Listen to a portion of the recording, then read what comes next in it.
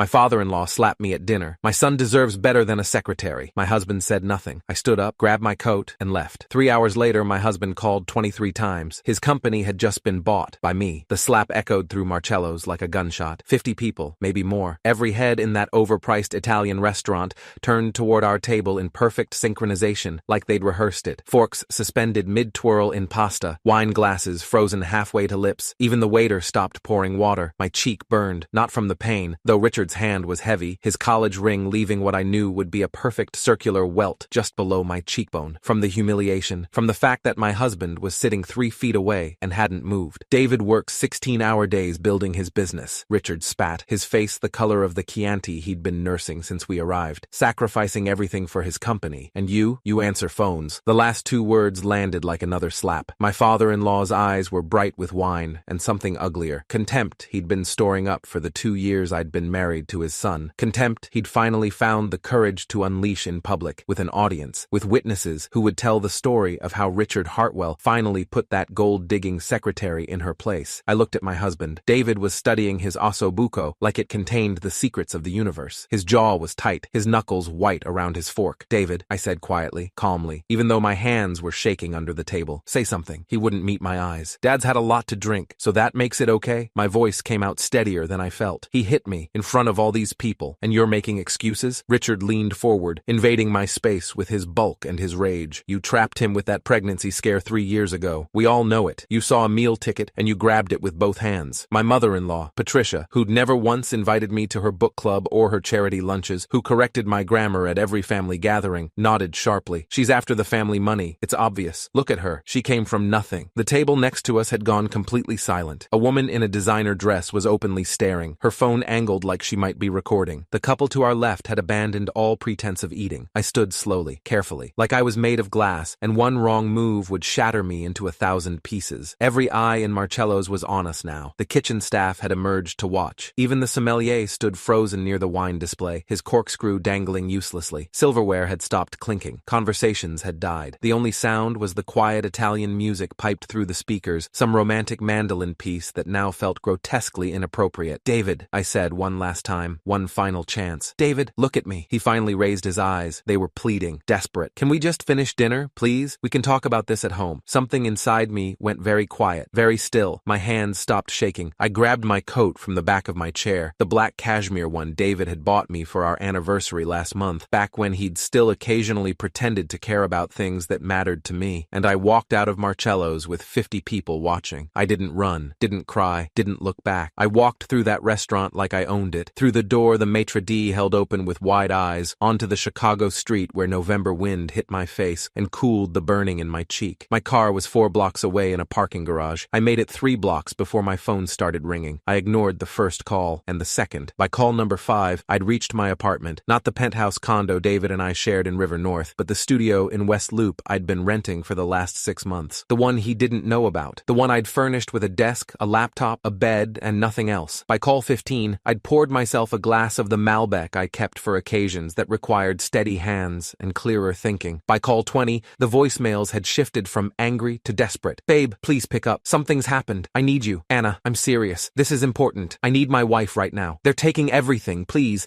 answer. I need you. I listened to each one while sitting at my desk, watching the city lights glitter through my window. By call 23, he was crying. Actually crying. I could hear it in his voice. The breakdown of the man who'd sat silent while his father's hand connected with my face. The company. Someone bought us out. Some investment firm. They're shutting us down. Everyone's fired. Anna, I don't understand how this happened so fast. We were fine yesterday. We were fine. Now it's gone. Everything's gone. Please call me back. I waited until call 23 ended. Finished my wine. Poured another glass. Then I called him back. What's wrong, David? Anna, thank God. Where are you? I've been trying to reach you for hours. 3 hours and 17 minutes, I said. What's wrong? The company. Hartwell Industries. Someone bought us out. Some investment firm I've never heard of. They're shutting us down immediately. Everyone's terminated. All 43 employees gone. The office is locked. They changed all the codes. I can't even get in to retrieve my files. That's terrible, I said flatly, examining my nails. I'd gotten a manicure that morning. Classic red, professional. I'm losing everything, Anna. The house, the cars, the boat. It's all leveraged against the business. The banks are calling. I have lawyers leaving messages. I don't understand how this happened so fast. 24 hours ago I was fine. Now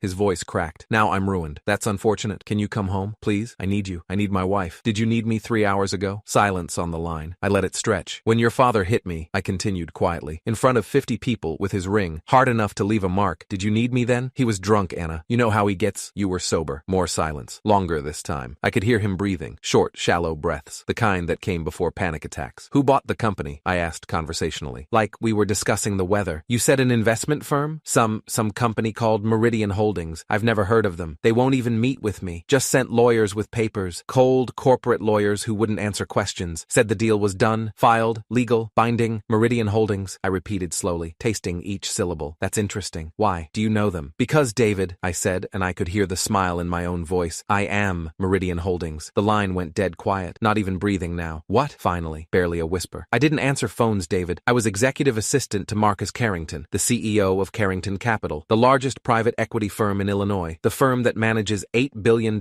in assets. I worked there for 8 years before we got married. I heard him try to speak, fail, try again. I coordinated acquisitions. I managed due diligence. I sat in on board meetings with Fortune 500 companies. I made $240,000 a year before bonuses. You never said, I told you on our third date, I interrupted. Do you remember? We were at that Thai place in Wicker Park. You asked what I did. I told you I was Marcus Carrington's executive assistant at Carrington Capital. You said, oh, so you're a secretary, and ordered another beer. Silence. I left that job when we got married because your family said it wasn't appropriate for a wife to work. Remember? Your mother cried about grandchildren, about how a woman's place was supporting her husband, making a home, about how the Hartwell women didn't need careers because the Hartwell men provided. Anna, you never asked what I gave up. You just assumed secretary meant coffee and filing, assumed I answered phones and scheduled meetings and nothing more. You never once asked about my education, my MBA from Northwestern, my thesis on leveraged buyouts in mid-market manufacturing. Oh God, his voice broke. I've spent 2 years watching you struggle, watching Hartwell Industries bleed money because you wouldn't listen to anyone. I sent you 3 detailed restructuring plans, emailed them to you directly, 27 pages each, financial models, operational recommendations, market analysis. I thought, he was hyperventilating now, I thought those were from Amy, your assistant, Amy Martinez. Yes, because I signed them AM. I laughed, and it sounded harsh even to my own ears. My initials, but you just assumed they were from her. Never read past the first page. Just forwarded them to your father with a note that said, Amy's trying to help again, sweet kid, but in over her head. The sound he made was inhuman. I found those emails, I continued, in your trash folder. All 3 plans, unread, deleted. I didn't know. No, you didn't, because you never asked. Never wondered why a secretary might have opinions on debt restructuring or supply chain optimization. I stood up, paced to the window. Chicago spread out below me like a circuit board, all lights and geometry. I reached out to my old firm 6 months ago, September 14th. Marcus took me to lunch at the Capitol Grill. Do you know what he said when I told him I wanted to come back? David said nothing. He said, thank God, I've been drowning without you. He gave me a consulting contract that afternoon. I've been working every day since, from this apartment, the one you don't know about, the one I've been paying for in cash. You've been working? Every day you were at the office, so was I. I closed 2 deals for Carrington Capital in 3 months, made them $47 million.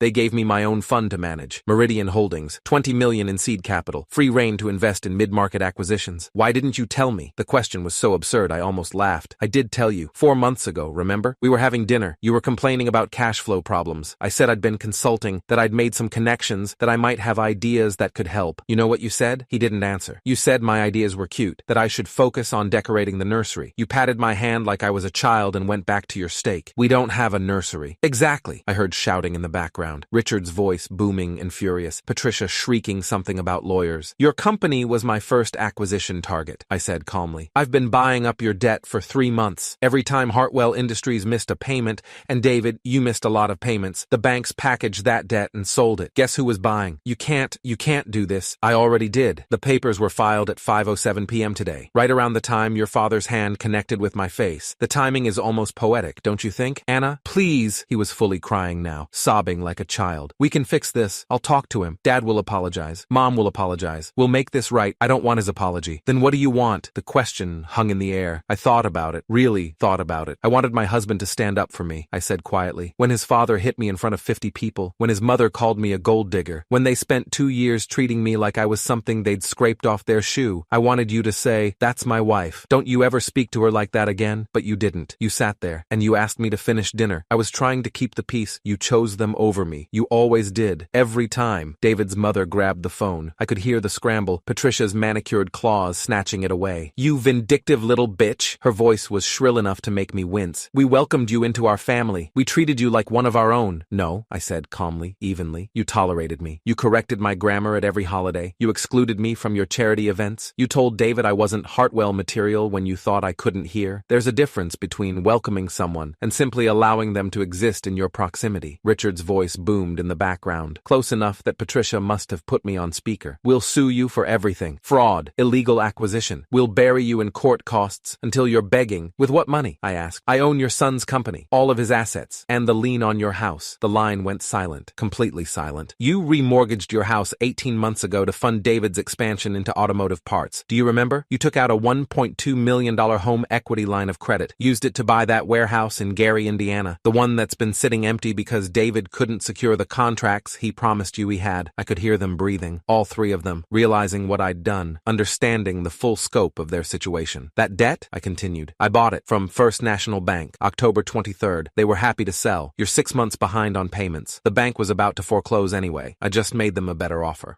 Richard couldn't finish the sentence. The papers are being delivered to your house right now. A courier service. Very professional. You have 30 days to vacate. I'm selling the house to cover David's corporate debts. There's a developer who's been eyeing your property for months. He's offering $2.1 million. Should almost cover what you owe. You can't do this. Richard's voice was strangled. I can. I did. You see, Richard, while you were busy slapping me in front of 50 people and telling me I just answer phones, explaining to everyone in that restaurant that your son deserves better than a secretary, I was busy destroying everything you built. I heard something crash in the background. Glass shattering. David's company is mine. Your house is mine. The boat, that ridiculous 40-foot yacht you bought last summer to impress your golf buddies, is financed through Hartwell Industries credit line. Also mine. I'm having it repossessed tomorrow morning, 7 a.m. The marina already confirmed. Please, David was back on the phone. Please, Anna, this is insane. You're destroying my entire family. No, I said softly. I'm collecting on debts, legal debts, documented debts. I'm doing exactly what any investment firm would do when they acquire a failing company. The fact that it's personal is just a bonus. What about us? What about our marriage? What marriage, David? The one where you defended your father after he hit me? The one where you called my career plans cute? The one where you forgot my birthday 3 years in a row but never missed a single one of your mother's charity events? I love you. No, I said. You love the idea of a wife who doesn't challenge you, who makes you look good at parties, who validates your decisions and asks how your day was. But you never loved me. You never even knew me. I hung up. For a long moment, I just sat there in my apartment, the one David didn't know existed, the one I'd been renting for 6 months while I planned this, the one with the view of the Chicago skyline and absolutely nothing else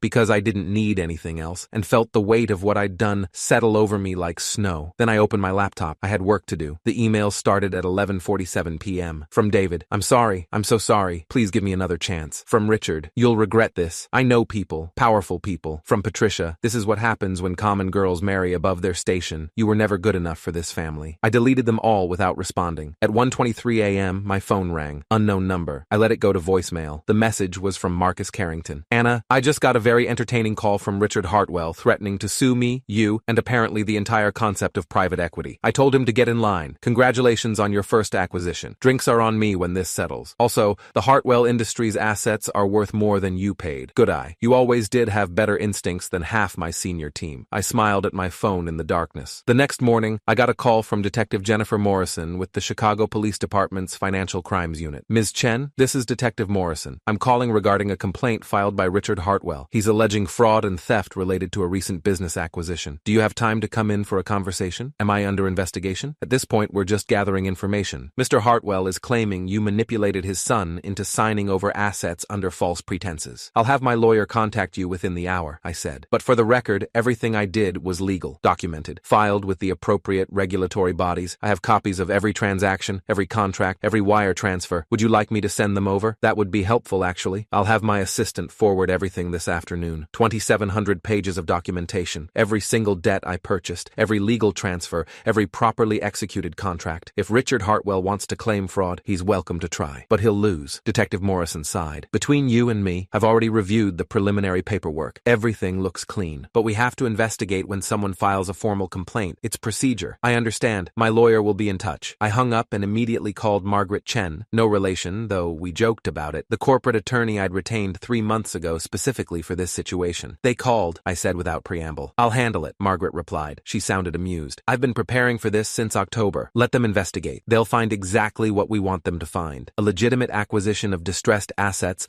by a properly registered investment firm. The fact that you're married to the former owner is irrelevant to the legality. Richard's claiming manipulation. Richard's claiming a lot of things. None of them will hold up. The paper trail is immaculate. You know why? Because you did everything by the book. You paid fair market value for distressed debt. You filed all required disclosures. You didn't use any insider information. You couldn't have, because David never told you anything useful about his company anyway. I laughed. It felt good. Give me 48 hours, Margaret continued. I'll have the police wrapped up and a statement prepared for the press if needed. This is going to be ugly for a few days, but you'll come out clean. The story broke 36 hours later. Local woman acquires husband's failing company. Hours after public altercation. The Tribune ran it first, then the business section of the Sun-Times picked it up. By lunchtime, it was trending on local Twitter. The restaurant had cameras. Of course they did. Footage of Richard slapping me, grainy but unmistakable, was on 3 news sites by 3 p.m. My face turned toward David. His face turned away. Patricia nodding in agreement as Richard called me a gold digger. The comments section was brutal. Good for her. Hope she takes everything. This is what happens when rich families underestimate people. She just answered phones? El Mao, she answered his entire business. The husband sitting there doing nothing. Divorce him, sis. My phone rang constantly. Reporters wanting interviews. Morning shows wanting me to tell my side. David calling and calling and calling until I blocked his number. I ignored all of it. I had work to do. 2 weeks later, I sat in Margaret's downtown office reviewing the final settlement documents. David's willing to agree to everything, she said, sliding the papers across her desk. Full dissolution of Hartwell Industries. Transfer of all assets to Meridian Holdings. He gets nothing. Richard and Patricia are being evicted next week. The house sale closes on Friday. David's filing for bankruptcy. And the divorce? He'll sign whatever you want. He's desperate. He thinks if he cooperates, you might give him something. A settlement. A recommendation. A reason for future investors to trust him. Will I? Margaret smiled. It was sharp enough to cut glass. That's up to you. I thought about it. About David sitting silent while his father hit me. About 2 years of being treated like I was stupid, decorative, useful only for the way I looked at parties. About every restructuring plan I'd written that had been deleted, unread. About the woman who'd walked out of Marcello's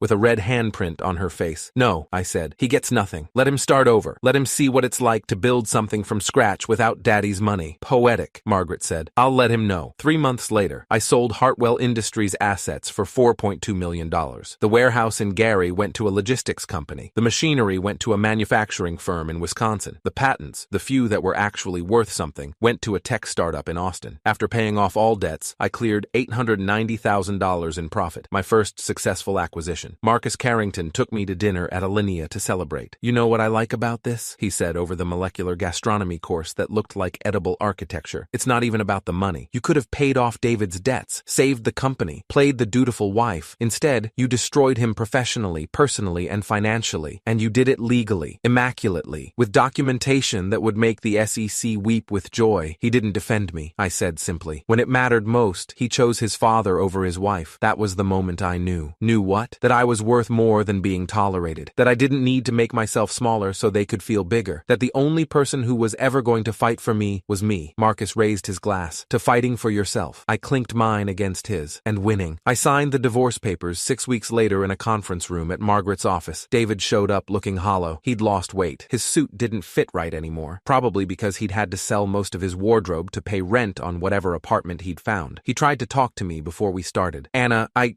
said quietly. Just sign the papers. I never meant for things to end like this. I loved you.